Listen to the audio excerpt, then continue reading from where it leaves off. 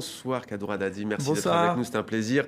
À cause du confinement, vous avez retrouvé votre public tout récemment à la fête de l'UMA, il me semble, qui était forcément un peu inédite et particulière cette année.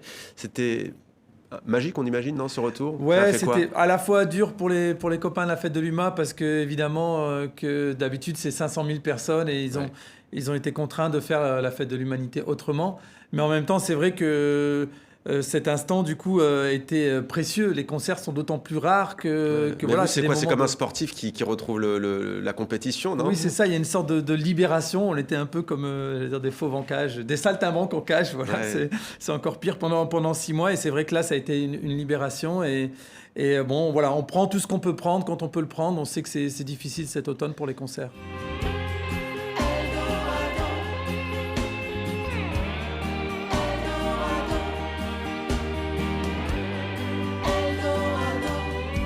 En ce moment même encore lutte notamment dans les hôpitaux marseillais des soignants, des réanimateurs, des réanimatrices pour sauver des vies.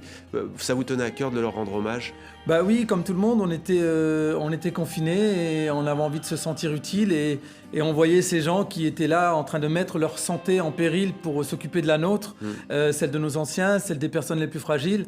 Et voilà, moi j'ai fait partie des gens qui au-delà de les applaudir, voulaient les soutenir. Je sais faire que écrire des chansons, alors j'ai écrit une chanson Le pour titre s'appelle Pour les autres, hein. D'ailleurs, il est aussi question de l'avenir de notre planète. Vous nous amenez à réfléchir au monde d'après. Je serais presque tenté de vous dire, on a beaucoup entendu parler de ce monde d'après, puis on a le sentiment que de toute façon, on n'en sort pas, cela dit. Hein. Oui, On aimerait bien, mais qu'on va revenir un peu dans le monde d'avant.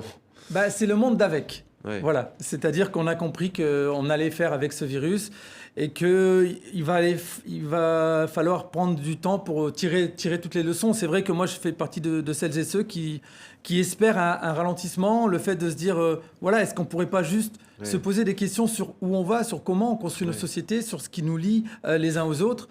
Et oui, parler de solidarité, de fraternité, de rêve, d'imaginaire, c'est pas des gros mots, quoi. Ouais. Et parce qu'on nous dit souvent, mais oui, mais toi, t'es un rêveur, t'es un utopiste. Un doux rêveur. Ouais. Et non, c'est pas des gros mots.